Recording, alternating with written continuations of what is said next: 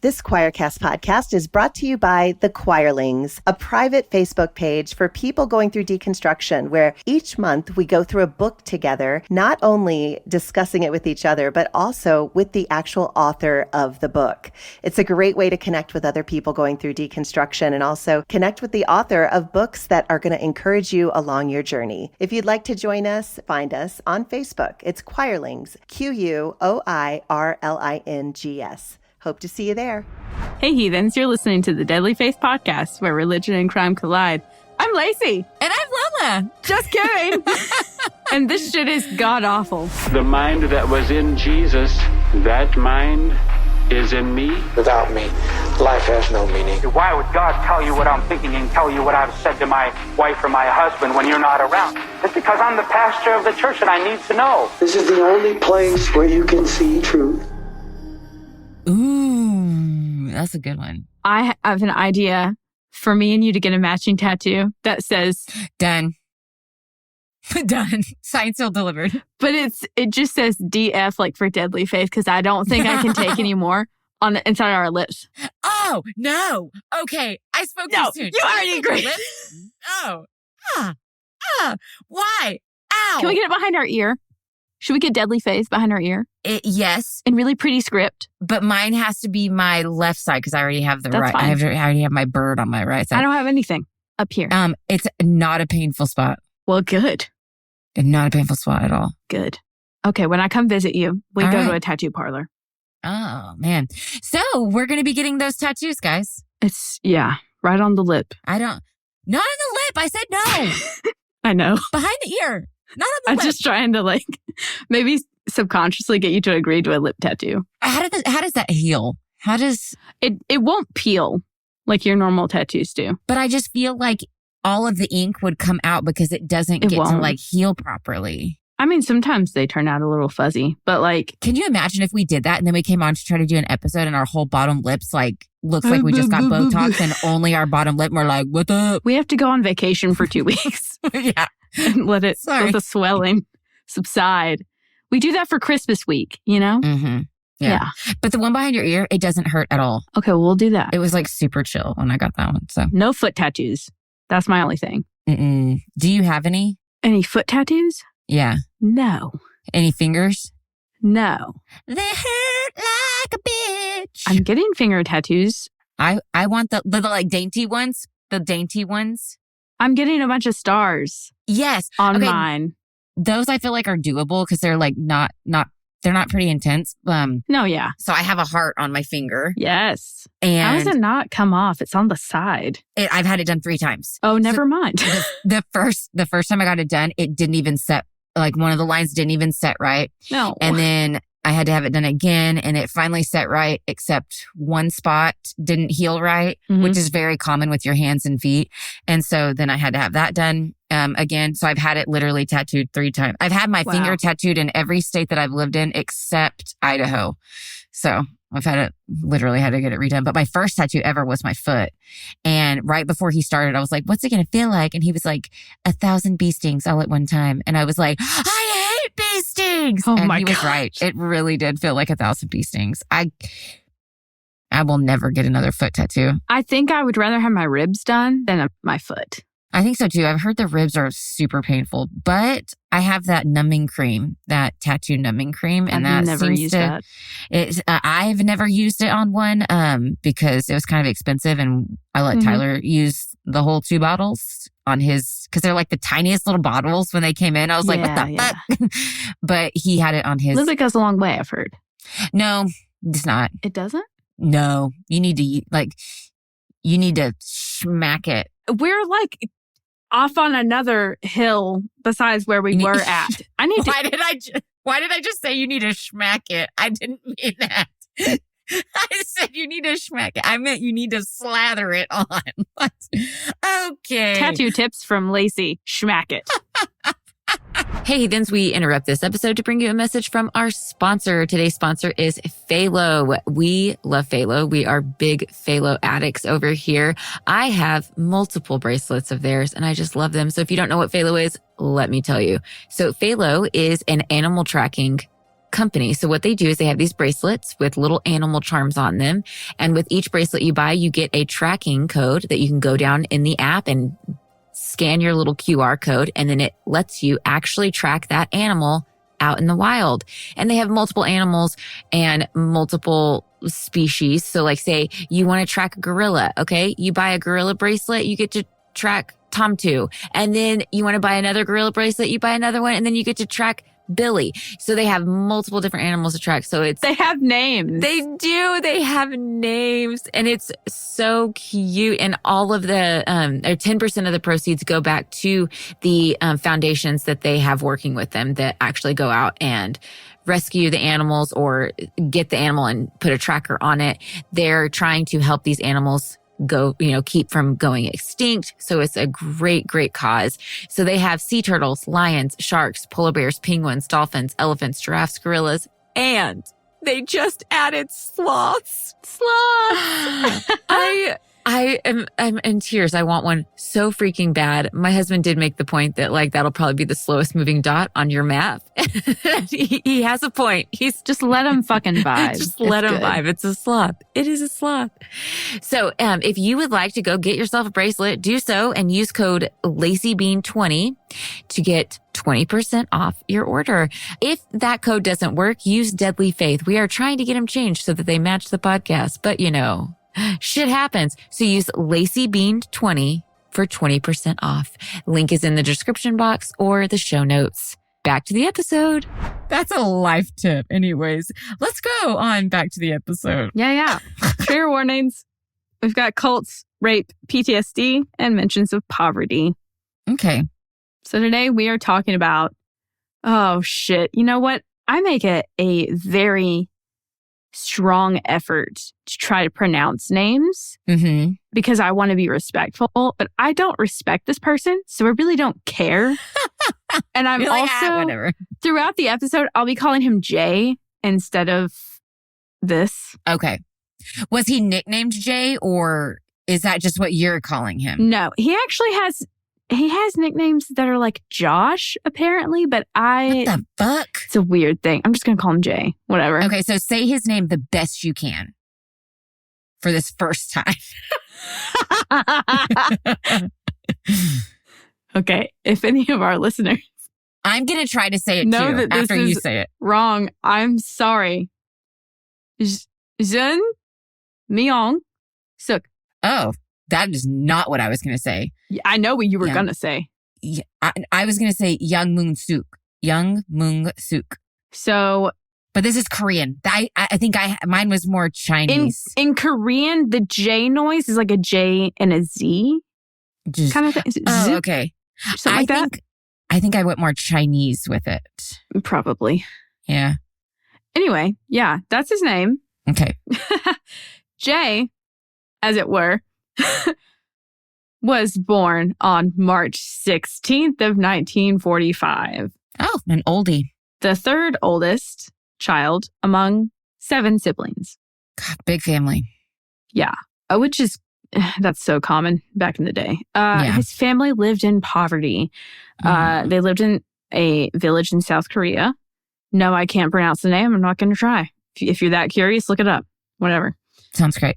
They were so poor that Jay could not afford to study in middle or high school. So he had like elementary education. Oh, that's so sad. But like instead, I know, yeah. So he got like, he knew how to count and like somewhat read, I think. Yeah. I don't know. It was probably not the best education either in elementary. Yeah. His family had to have him work the farm instead to like make ends meet. So the kids were working mostly. Education wasn't a big deal for them. Yeah. Unfortunately. That was more of a luxury, unfortunately. Oh. Oftentimes they were so hungry and like couldn't make ends meet where they would have to eat thin gruel or arrowroot. I know what arrowroot is. What's thin gruel? Gruel, I can tell you what that is. So it's like ground oats or like wheat that's in water. So think of oatmeal, but very, very thin and like with no sugar, no flavoring. Yeah. Like, No. it sustains somewhat, but... And I say no as in, like, I would eat it if I had to. No, yeah, you know? yeah. But like, oh, that does not sound appetizing. I know. So they were really struggling. That's how, if someone's living off of gruel for some time, like, they're really struggling. So why couldn't they name it something better than gruel? I mean, doesn't that fit it though? Gruel. It does. If you looked at it, you'd be like, that's gruel, you know? Yeah. So, yeah. So growing up in poverty, Jay found that life was meaningless, you know? I can see that. Even as a child, he was like, this sucks. Like, what's the point? And so he started seeking out a higher purpose in life, which I don't know if I would have done that at a young age, but like, cool for him. Well, okay, I can devil's advocate. Okay. I can see that because if he's look for middle hope. school, Mm-hmm. junior, that around that time, that's when I threw myself into religion. I was looking for a purpose and for something. Yeah. So, that's like the worst time in your life is middle school. So you're looking for Big something. Big agree. Well, I can see that. In his village, Bibles were distributed to households throughout the village. So he, while seeking out the purpose of life, was reading the Bible too. So good on you, man. When he was in his teens, he would just farm during the day, and then he would pray and read the Bible in caves near his home. I don't know why in caves. Maybe just like it was a solace, a quiet space. Yeah.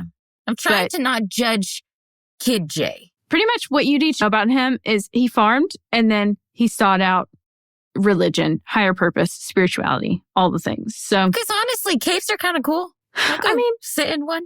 I agree. Nothing wrong with a cave. It's the same temperature year round. Love that. Yeah. Love it. Bears love it. Okay, I'm going on a tangent. Never mind. Keep going. Well, okay. So while he's like a teenager, he's developing a deep and personal relationship with Jesus. And he's attending church. The church that he attended was called Sukmak. Okay. I think that's what it's called. I think that's how you pronounce it. Okay.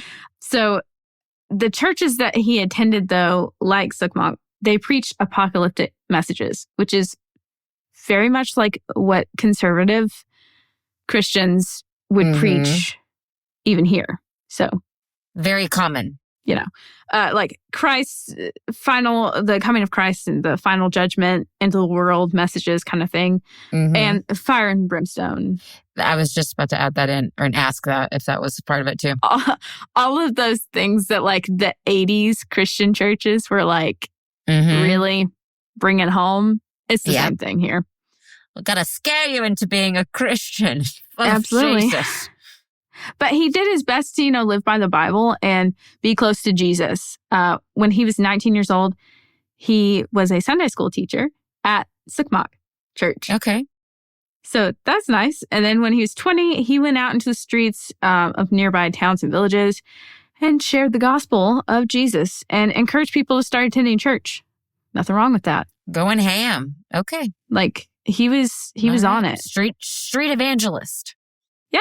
I mean, nothing that he's doing at this point is bad at all. This is a fine way to be. But when he was 21, he was drafted.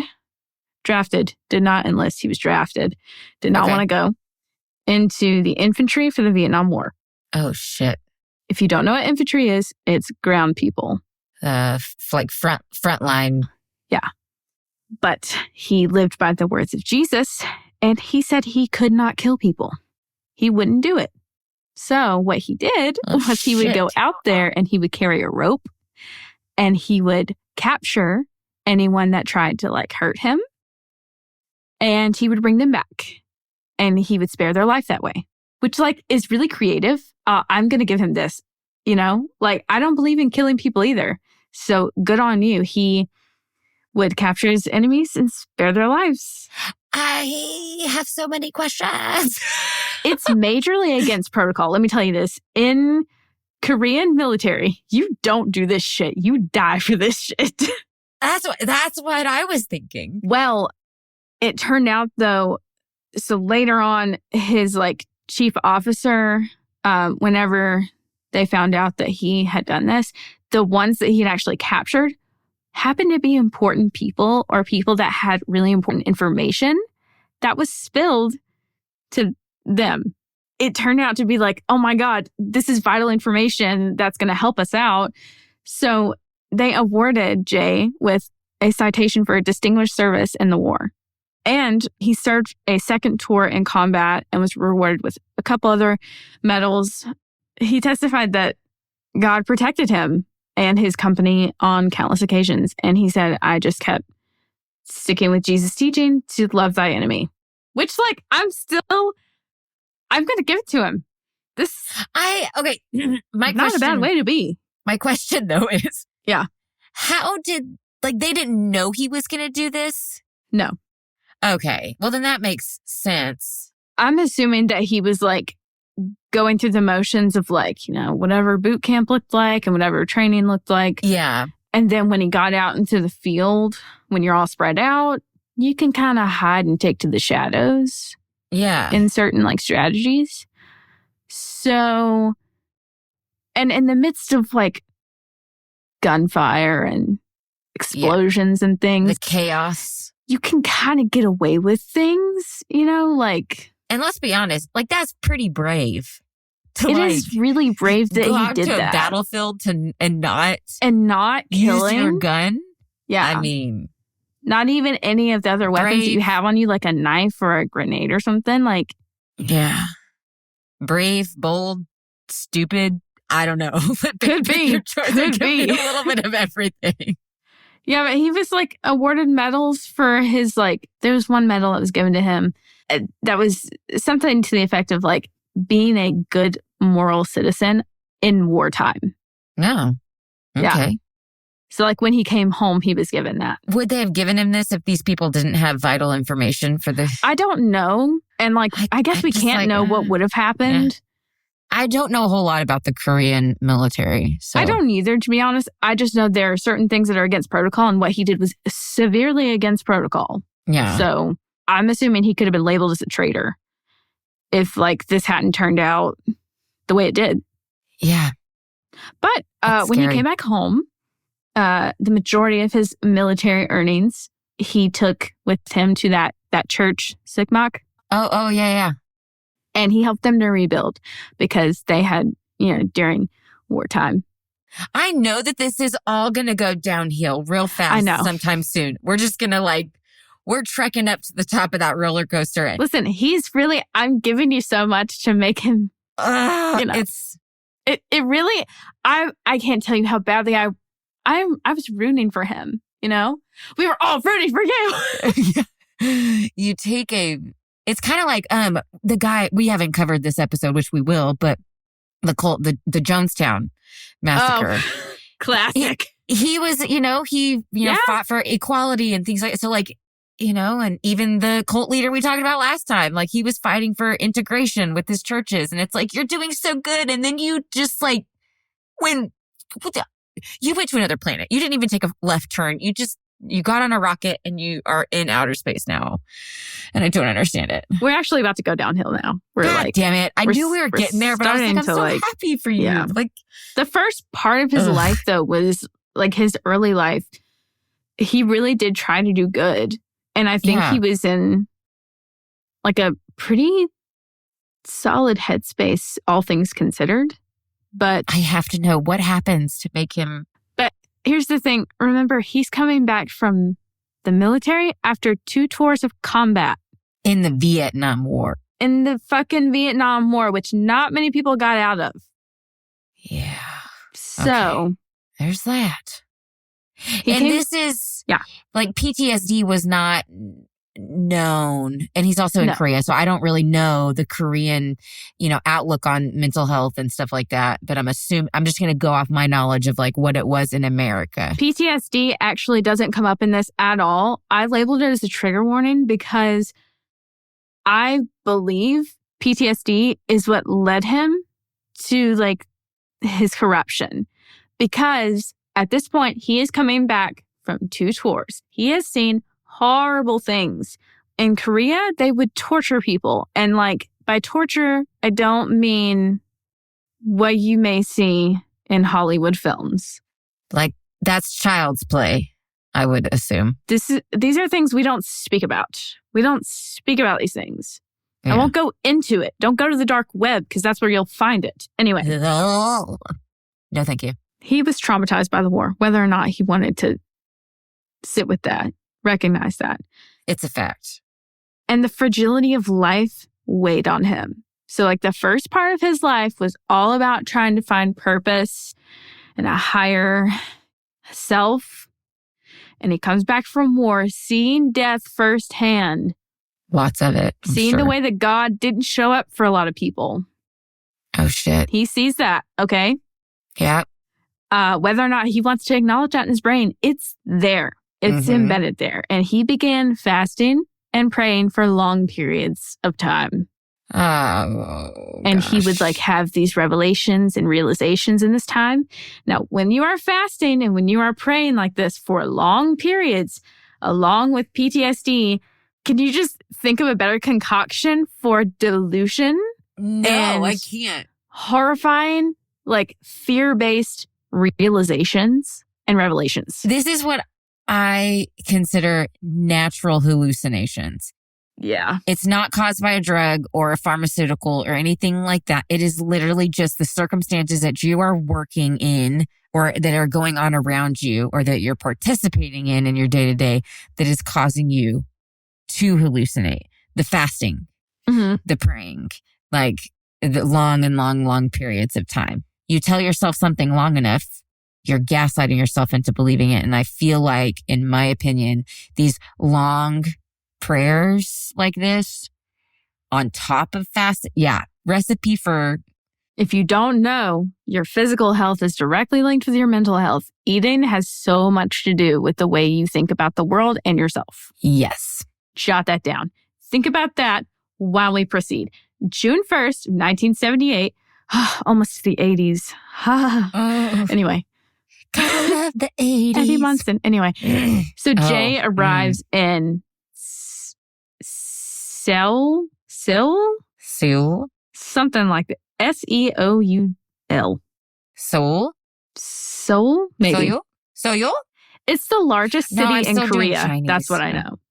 Okay. And he took with him the clothes he had on his back and about the equivalent of, like in US dollars, $300. Oh, okay. Not a whole lot. So all of his military earnings were given to that church. And then he like had this little bit left over. Aww. And he also brought with him a suitcase with these 30 lessons, 30 like Bible lessons he had made himself. Oh, okay. Now we're making teachings. No, yeah. It's just like 30 teachings that he had created. Yeah. Okie dokie. Based on those like realizations and revelations that he had. From his, okay. Now I'm following. Come up with, He lived in an apartment that fit maybe 4 seated people. Like sitting cross-legged. That the whole apartment? Yeah. Whew, shit. Yeah. Anyway. That's tight. Just tight. Fun fact. Yeah. And he began his street ministry, evangelizing anyone and everyone that would hear his message. I feel for him right now. Yeah. Because I know there's just a lot he's not facing. That's, okay. And his message was, I am God's prophet. Oh, shit. I know the truth. I am the way. Follow me for life. God damn it. Here we go. Just the same old shit we've heard before with cults. It's the same thing. The dude with the red flag. We need him right now to just... Yes. Sir, I have something for you. This is it. Red flag. Oh. March of 1982, Jay established JMS, which is weird because that's his initials. Yeah. I don't know if that was on purpose or not, but it stands for Jesus Morning Star Ministries. Oh, I was like, duh, it's his initials. No, it wasn't. Because at first I was like, oh yeah, that makes sense. No, not it. Okay. So Jesus Morning Star Missionaries, which is now like today called Christian Gospel Mission. Yes, it's alive today. Spoiler alert. Lord have mercy. Within just a couple of years of his like street ministry, it grew from just a couple people to hundreds, thousands, tens of thousands. No. Yeah. Eventually, it became urgent that all of his members get together. You know, he was like, I need all of my followers, all my family together. The end of the world's happening? What? I guess so, yeah. I mean, he did have those same very apocalyptic messages that he had grown up with. Right. Well, after a lot of prayer, him and his disciples developed, they began developing a center in his hometown. I can't say the word. I cannot say this word. Myeongdong. I'm not even gonna try. Don't even. So in 1989, they did this. They were like in the works. So the site eventually transformed into the natural temple that attracts thousands to this day annually. Thousands of visitors. That's right. You can go see it. Oh. JMS, Natural Temple. No. He was working hard. Mm-hmm. It's hardly working, but working hard, you know. He would often sacrifice sleep to preach and counsel others. Girl, you scared me for a second because you like really paused on that word sacrifice, and I thought we was about to bring some animals in here. And I was like, sleep. Whoa. No. Okay. I just think it's funny to be like, I'm sacrificing my sleep so that I can counsel you because I am the way, the truth, and the life. I am Jesus in the flesh. Korean Jesus. You don't need sleep if you're Jesus. Of course not. Sleep is for the weak, motherfucker. Buck up, buttercup. Yeah. So after he like laid this foundation, like a tangible place for his followers, he set off in January of 1999 to travel into like other parts of the world to evangelize people. So he was like doing mission trips out to other like further parts of the country or even out of the country, you know. Yeah. But this was also around the time that allegations began to arise against Jay. Ooh. Including sexual misconduct. Always. Embezzlement of church funds. Yeah, that tracks. Things of that sort. Yeah, so accusations started making headway in the media because obviously when you have a cult this size, when you have a following this size, you're going to get attention in the media, you know? Shoko Asahara was one of those people. Yeah, yes. You just naturally get that attention. So once that started to make headway, Jay fled to China. Yeah, that tracks. And guess what? He stayed under the radar for 8 years. 8 years? 8 years, almost a decade. Jesus Christ. He was on the run for 8 years. I say like, holy shit, but like last week's episode, Children of God, the dipfuck that, you know, David Berg. Is it David Berg? Yeah. He stayed under the radar forever. He was on the run so many times and like people didn't know where he is. And we still to this day don't even know where freaking Karen Serby is. Like, oh, that's true. God. So it's like, I'm shocked, but also like not shocked at the same time. It's just weird. If I tried to do this shit, I couldn't get away with it. Like they would find me. No, there's not, I couldn't. Exactly. And the guy you said, Shoko Asahara. Okay. If you guys don't remember, we did cover that episode. We'll link it in the show notes, but he was the guy who said he could levitate. Like he was God and that he could levitate. That was that guy. So we'll link that show in the show notes. And he also did the like street evangelizing, things like that, and like the same missionary kind of thing. So, he fled to China for 8 years, stayed in China under the radar, and he would proselytize to communities in secret. So he would still do like street, evangelism, but like just very under the radar kind of thing. Okay. I don't know if he like went by a different name or something with these people. Yeah. I don't know. Probably. That would make sense. But he was arrested, though, because he overstayed his visa limit and was tried in court. Oh. Yeah. When he was tried in court, he denied all the accusations. They were really honing in on sexual assault. That coming forward.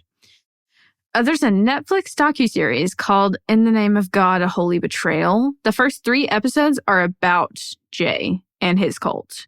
And it goes into more detail, but I'm going to go ahead and just give a huge, big, bright red trigger warning to everyone.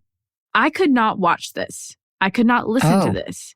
I could not. As someone that takes in true crime, I could not. There are warnings on the docuseries. People have talked about it online too. If you want to go read about it first before you try to watch it, do so. But watch at your own discretion. Why? It goes into detail what he did, which I will not be going into detail about. Oh, the sexual assault? Mm-hmm. Oh, wow. Mm-hmm. Yeah. I'll describe it surface level, and that's all. Kind of like what we did last week. It's just too much. And I know some people are going to give a shit about that. You're a true crime channel. Yeah, but it's ours and we can cover what the fuck we want to and we can say what we want and not. Remember this too. We are 2 females that have experienced sexual assault. Exactly. And have experienced a lot of horrific things. So if we don't want to relive it or talk about others' trauma, we just don't fucking have to. You can go deal with it. If you want to learn more, by all means. These are boundaries that we have set. And it's different. If you've noticed, I have a hard time talking about childhood sexual abuse. Mm-hmm. And that's because that's where my situation came from. And so I can talk about it, but it's hard for me to go into detail on it because it becomes very triggering. And Lola can be different because our lived experiences and our lived traumas are very different. But don't get mad at true crimer people who are doing content creation and set boundaries for what content they make. If you don't like it, there are plenty of other creators that will cover it in ways that you can prefer. So, and hey, here's the docuseries. Go watch it. Give us grace. Yeah. Go watch it. Just letting you know what's there. But also too, I just want to add on to that because thank you for saying what you said. I agree with you. The point of this podcast is to not graphically describe to you what happened to victims. Yeah. Or what happened during crimes. Our whole thing is, how did religion impact this? Why did this crime come about? How could we prevent this? How could we bring light to this so that it doesn't happen again? That's the main goal here. Yes. We still want to honor victims. We still want to represent them, in only the ways that we, can on this platform. But it's not always relevant or necessary for us to tell you every single fucking thing that was done to their body, brain, soul, heart, And not to say that we won't be graphic sometimes, because there will be some cases that we will get graphic in, and there will be reasons for it. But just to get graphic to be graphic, to be graphic is, I don't feel is honoring to the victim, and that's just not always necessary to the story or to the moral of everything that we're doing here. We want to try to put the victims themselves first. Are we going to be perfect at it all the time? No. We'll fuck up and we'll need to, correct things or apologize or whatever, but we're going to try our best as content creators to be empathetic towards the victims, which this totally leads into my palate cleanser. So just remember that for later. So I'm actually excited. Excellent. Yeah. So there's your little debrief before we head on. So after the court proceedings, he was actually found guilty of the sexual assault crimes. Okay. And he was sentenced to 10 years in prison between 2008 and 2018. He was found guilty of sexually abusing and assaulting 4 female followers through 2001 to 2006. Oh, wow. It's a long time. I don't have their names. That's okay. We don't need their names. I understand the privacy thing. Absolutely. If the names were given in the documentary, I don't have that because I didn't watch the documentary. But in all of my research, it just kept saying 4 female followers. I don't know if they were underage or not. But Jay even behind bars, he was like, I'm going to live a life of prayer and I'm going to diligently write to you like how Paul wrote to the churches.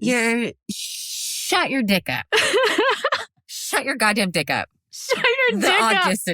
The audacity. I can't even talk. The audickity. You dickwad. You damn douche canoe. Fucking That's good. A. I miss when people would use that. We should bring that douche back. Canoe? Bring that back. Do I have douche canoe? I do have douche canoe. I have not folders, notebooks I made and I sell them on Etsy or not Etsy, Amazon.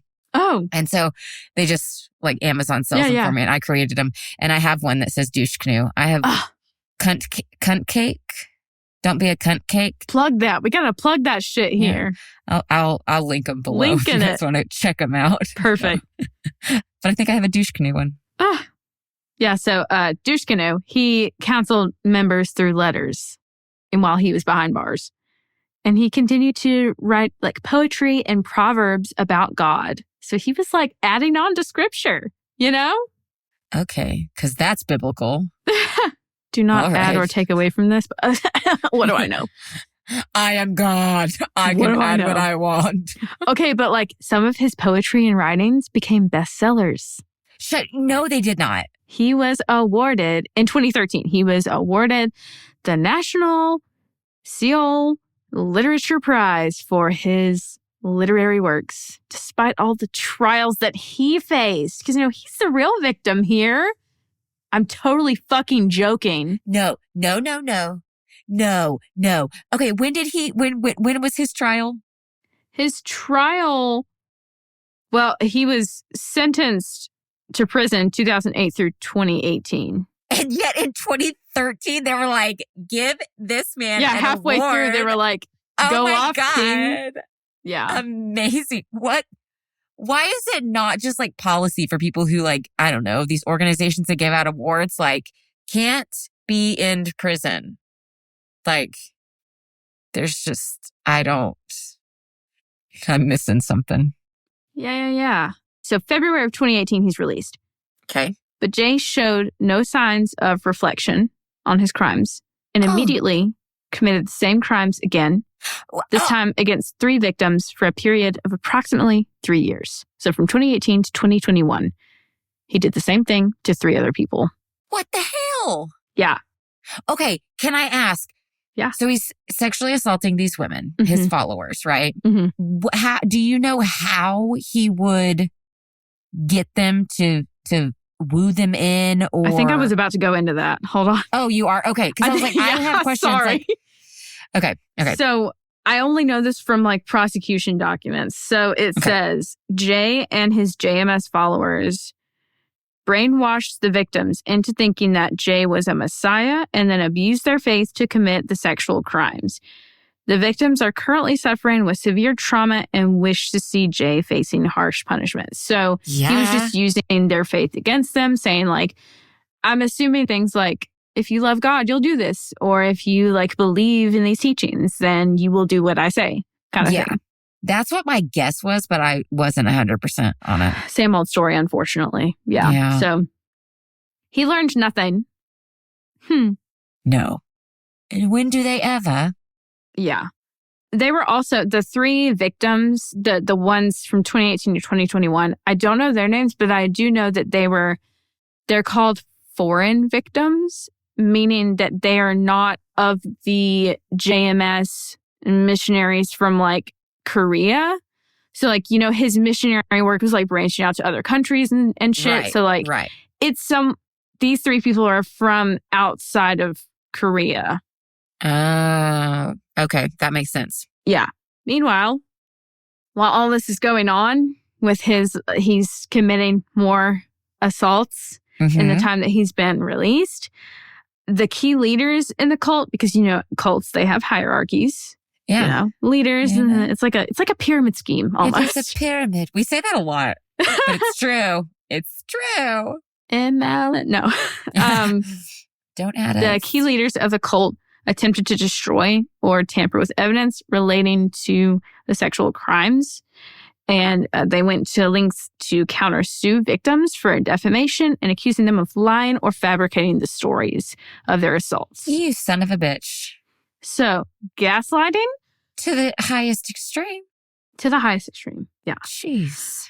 A court statement said that Jay's convicted crimes include quasi-rape and quasi-imitative rape. What the hell is that? So, court officials, I'm going to tell you exactly what's from the document because quasi means similar to, acting as. Something like that. So quasi is like almost. It means almost. It means almost or acting as. Okay. Acting as rape. So if I'm like filling in it would be acting as rape, imitating rape, something like that. So, court officials said illicit sexual intercourse with a person who is unconscious or unable to resist. Okay. The court refused to provide details because of these extremely heinous, disgusting crimes. Wow. Wherever your brain went right now, you were probably right. Mm-hmm. And that is why I don't feel that it's necessary to go into exactly what happened. Think about anything that could happen on the dark web. That's probably what happened here. Yeah. Remember the things that he saw in war. Not only death, he saw rape, most likely. He saw sexual assault. He saw torture. There was a lot of rape in the Vietnam War. There's a lot of rape in every war. People don't think about the sexual things that happen during wartime, but a lot of things happen that we still haven't faced. We still refuse to face in a lot of ways. So I'm glad we're talking about this. Yeah, so if court officials won't go into it, I won't go into it. Yeah. Yeah. So I understand. In 2021, he was convicted for counts of rape, sentenced to 23 years in prison. And I heard on interviews and I read that it was 23 years because the 3 victims individually were assaulted, raped, abused, whatever, 23 times. Each? Each. So he got 23 years total for that? I think it should have been a lifetime, but... Exactly. He is still alive, and because the cult is so massive and he spread it so far and wide... There's no killing it. It's still alive today. Oh my God. And let me reiterate to you the name of it because hold on, let me go back. Christian Gospel Mission is what it's called today. So if someone approaches you that is with this community, please do not join. That sounds so familiar. Like I think we've covered somebody who was affiliated with them in some way, shape, or form at some time. Like it sounds familiar. Honestly, you probably know people or people that are like adjacent to your family or friend group that have something to do with this. Like it is extremely popular to this day. Probably. But yeah, that's our case today, guys. I am so sorry to the victims. They probably will never hear this, but you did not deserve what happened to you. No. You were so loved. That is not what Jesus is about. I'm so sorry. I'm just so sorry. No. And he deserved more. 23 years is not. But you know what? I'm hoping now that like with all of this coming to light, it seems like they still, I don't want to say romanticized, but they still gave him credit because like from 2008 to 2018, they were romanticizing his work, actually. They were like, they were producing things for him with his writings. They were like publishing his work. They were making a big deal of it, giving him awards for literary works. So, but now I feel like someone's tapped the brakes on it a bit. And it's like, okay, he was not what we thought he was, kind of thing. It still wasn't right because the first 4 victims are still like that whole thing. It's still valid what happened to them. It's horrible what happened. And he shouldn't have been glorified in those moments anyway. Unfortunately, he was. But this is the problem with huge, like just very strong believed religious groups, cults. because you are like so devoted to it that the cognitive dissonance is so strong that stuff like this can happen. Those first 4 victims, him going through the trial, him getting convicted, and then you still are romanticizing his stuff, still playing it off, still just like gaslighting yourself to where after he gets out of prison, he just steps right back into his role and continues what he was doing. And like, don't get me wrong, everybody struggles in situations where somebody you know is being faced with a crime with that cognitive dissonance of like, that's not the person I knew. But 2 things can be true at the same time. They could have been a good person to you and around you, but that doesn't mean that they weren't awful and committed crimes towards other people or when you weren't around. 2 things can be true at the same time, and that's really hard for people to hold in their hands. To be honest, I think like now in the 2020s, we're more like open to the fact that like, I mean, it's still hard to sit with multiple truths at the same time, but I think like 90s, early 2000s, 2010s when this was happening, it probably just wasn't, you like felt you had to take a side, you know, either they're good or they're bad. And you couldn't separate those things. And with him having, like I said, the first part of his life was honestly great, you know, like not his poverty and everything and like the struggles he went through as a child, but like just not criminal. His devotion to like trying to be a good person, not killing people, you know, trying to do right, love people that persecute you, whatever. The red letter life, if you will. And giving, it's like that gave him such a good reputation living that way. And I think that bled over into like, maybe it wasn't all that bad what he did. Or like, but he's still a good person. Oh, but he won't do it again. Or maybe you're just misunderstanding the situation. And I think you're right in the sense of like in the 2020s, we're more open to like holding on to that. Like 2 truths can, you know, 2 things can be true at the same time. But that's why I think it's really important for us to talk about their early childhood and understand like and have empathy for what they went through as a child or prior to their crimes without justifying or excusing anything that they did.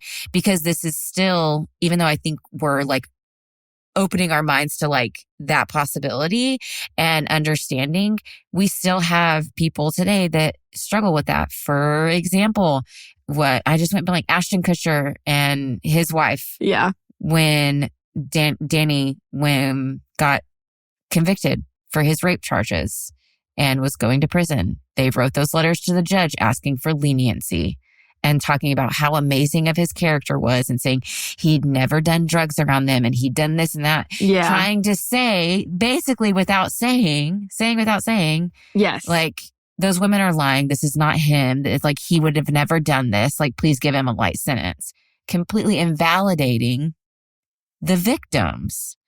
And that's like, and Ashton Kutcher should know that with his, you know, organizations that he's helped start with, like, I think it was some sexual assault, human trafficking type organization. But just because they were a good person at some point in their life doesn't mean they can't commit crimes. Yeah, I just looked up during the Vietnam War, rape and sexual assault. Yeah, this is bad. I know it. Yeah, it's bad. Yeah, it's bad. Is there like a statistic? There's a lot of numbers. A lot of numbers. There are more than 30,000 on the books from Vietnam War. And let's remember, that's on the books. My sexual assault as a child is not on the books. It has never been reported to authorities. Most of them are not reported to authorities. So if 30,000 are those that have been reported or tracked in some way, shape, or form, how many were not? You know, okay, this is like a big quote, but I want to read it. I want to read it anyway. It's from How to Tell a True War Story from Tim O'Brien. A true war story is never moral. It does not instruct nor encourage virtue, nor suggest models of proper human behavior, nor restrain men from doing things men have always done. If a story seems moral, do not believe it. If at the end of a war story you feel uplifted, or if you feel that some small bit of rectitude has been salvaged from the larger waste, then you have been made the victim of a very old and terrible lie. There is no rectitude whatsoever. There is no virtue. As a first rule of thumb, therefore, you can tell a true war story by its absolute and uncompromising allegiance to obscenity and evil. Damn. Let's move to the palate cleansers now, because I can't handle any more of that. Hard right turn. And here we go. I'll go first because I know what my palate cleanser is. Oh, yeah. Do yours. Okay. I have always said that and I'm going to stick with the true crime genre for my palate cleanser today. Okay. I've always said that if I could pick one open true crime case to be solved, I've always said that I want it to be the Mara Murray case. Do you know the Mara Murray case? No. She was the girl who she got into a car accident. How is this a palate cleanser? Anyway, go on. And just hear me out, okay? Hear me out. She got into a car accident, and then, like, when police arrived, she had like fled the scene, or they're assuming she fled the scene. Okay. And then she went missing and hasn't been seen since. And this is this happened in like 2006, 2004, 2000. Yeah, a long time ago. So, it's been one that I have had 1,000 bajillion questions on. And just recently a podcast came out, called, let me pull it up. Give me a second. She's got a wreck. She's got a wreck. Okay. Media Pressure. And it's by the media, company Voices for Justice Media. And it was, I can't remember the girl who did the media company. She's she has a family member that was a victim of a true crime case. And so, she asked Mara's sister, Julia, to do the whole first season over Mara's case. Yeah. And so it's being told from her sister. Nice. She's able to answer way more questions because she's family. And she was interviewed on the Mile Higher podcast. Shit. So I'm going to link all of this in the show notes. I'm going to link the Media Pressure podcast. And I'm also going to link the Mile Higher podcast episode where she's interviewed. It is a 3-hour long episode. And did I watch the whole thing? Yes, I fucking did. Because I've had so many questions on so many different aspects of this case where there's like a whole bunch of theories of like how she went missing or if she was kidnapped. And there was a huge opinion of like she made herself go missing and she like made herself disappear. That was a huge, theory. But when I sat down, I've always been like, I don't know what happened. There's just too many unanswered questions. And So when I sat down and I watched that entire episode, 3 hours, they ask her all these detailed questions and she clarifies so much that now at the end of it, I'm like, she was abducted. Oh my God. I think in my opinion, she went to try to, get help or get to town or get cell service or whatever. And then she was abducted and a crime of opportunity is my opinion. I could be wrong, but I'm just plugging that podcast. I'm plugging. We'd love that podcast. With Mile Higher. I love Josh and Kendall. Same. And I've been watching Kendall since she was in college doing the makeup videos. Oh my God. That's amazing. I love Kendall. I would love to talk with her one day and what I would give. She's amazing. So I watched her episode that just came out today. I don't think I've finished it yet. I haven't finished it. I watch her stuff religiously. She's amazing. But I found out in her episode, I knew she had went to college for early childhood education. Yeah. She quit this semester, right before she was supposed to do student teaching, just like I did. And I was like, oh my God, we're shit. Peas in a pod. Hell yeah. I know. I thought that was funny. I was like, okay, so we have Lola, who is, a hairdresser, just like Ash on the Morbid podcast. And, I was just like, the similarities. Yes. I find it so fun. I love that. Yeah, I'll link those below. That is that one true crime case that I need answers to and I want it to be solved. So bad. Yeah. So bad. But I got to look into that because I don't know anything about it. So I'm going to go watch that then with her sister. That's awesome. I have 2 palate cleansers. Do it. I normally am so unprepared, but like, I don't know why I was like so excited right then. I was like, do it. do it, girl. Go off. Okay. Firstly, my sloth bracelet came in. Please use our link and go. Yes. Go get you a bracelet to track an animal. Her name is Esmeralda. I love that. She's so fucking cute. She looks like a human in a suit, in a fursuit. Fursuit. I love sloths. They look like humans. I love when they smile, even though they're not meaning to. I'm putting my emotions on them, but I don't care. But yeah, I have the cutest bracelet. I love it so much. It's very good quality. They're so good. I'm a little surprised, to be honest. But like, yeah, they are good in a very good way. I'm very happy with this purchase, and yeah, I'm excited to track her.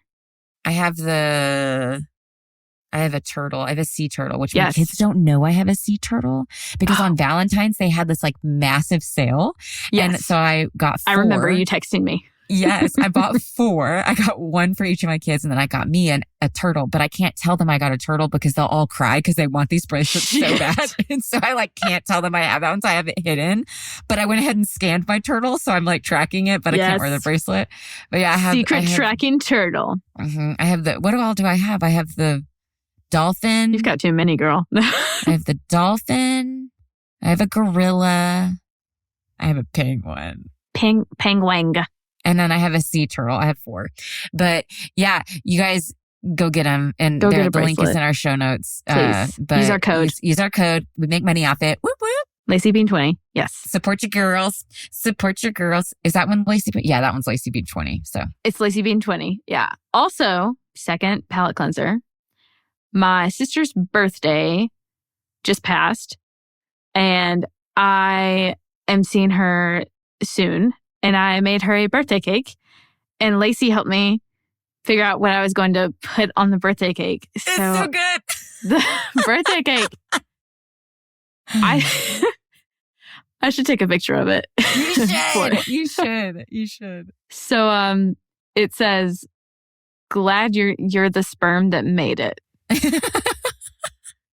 I love it. And I'm going to give it to her in front of my dad. So that's going to be awkward as hell. Please record this. Please. No, everyone is telling me like you have to record your sister and dad's reaction. I'm sorry, guys. We won't post it on the internet because privacy, but yeah, I want to see it. I'll show you. So yeah, I'm very excited. But it's a strawberry cake, and I've tried to go all out for it. I put fresh strawberries, like I slice them and have them on the outside of it. Damn. And little pearls on the top of it, and birthday candles. I love it. I want a piece now. I'm hungry as shit. I'll mail you one. No, I will not do that. That would not mail nicely. Anyway. That would not mail nicely. Anyway, that's it for our palette cleansers, I guess. No, it's not. I have another palette cleanser. Oh my God. It's the never-ending palette cleanser. Go on, okay. Tell me. So, I wanted to give them an update because I'm pretty sure I've talked about Max here on the podcast, the dog we were fostering. Yes. I've talked about him. Okay. So we found a wonderful family for him. They love him. They came and visited him a couple days ago and spent like an hour at our house with him. And he warmed up to them somewhat by the time that he left. As much as Max can warm up he's to a new family. He's a Chihuahua rat terrier. So he's a little skittish at anything that's bigger than him, which is like, granted, everything. So the only thing he tries to like buck up to are the bunnies because I think he's like, I can take you. And so he's like, Luna, fuck around and find out, bunny. He tries, but then like Luna barks at him like, hey, back the fuck off. Like leave the bunnies alone. Like she tries to keep him in line. It's really funny. That's adorable. Anyways, tonight we went and we did the swap at our, animal shelter, and they signed papers and paid and everything, and we gave him over and all his stuff, and he's going to a new home, and I'm really happy for him. I felt so bad because like he's like in the car and they're driving off, and he's just looking at me like, what the fuck are you doing to me, lady? Like, why did you just let them take me? But listen, she called me and like told me all this nice stuff about his family and how they were like preparing for him, and they were so excited and they were like ready to love on him and stuff. And like, this dog is about to be spoiled out of his goddamn mind. Yes. And then they messaged me a video of their backyard, and they're like, Maximilian's new playhouse or play area, and like they have a decent backyard. It's nice and fenced in, which is like one in every like 20 houses here. So I was really excited for him. So they're excited. I'm so happy. He's got his forever home. Yep, we got him a home. So I'm happy. So yeah. Anyways, yep, that was my last. I feel good palate now. Cleanser. I do too. Good. Great. We need these palate cleansers. I watched an episode of something. It was some true crime thing, and like it ended. I can't remember. Oh, Rotten Mango. It's another podcast. God, I listened to way too many. I was working with Tyler at work, and I don't usually work with him. And so like you just listen to podcasts all day as you're painting. And so I was listening to Rotten Mango. She's amazing. But it just like ended very abruptly. Like it's just like, oh, and this is the end of the show. And they're like, see you Tuesday. And I was like, hi, I'm not okay with life. With this. I'm like, I need something. So I just like in that moment was like, okay, I like our palate cleansers. They help me a lot. I think it's necessary. I think it is. Honestly. If not for the listener, for me, for us, for you. I can't sleep at night without ending on a good note. Mm-hmm. Well, that's all, folks. Thank you for listening to us. Please don't join any cults or MLMs. I don't care. I don't care. Don't do it. Please don't. Eat yourself a piece. Don't eat yourself. Eat. If you can eat yourself, eat yourself. Eat a snack.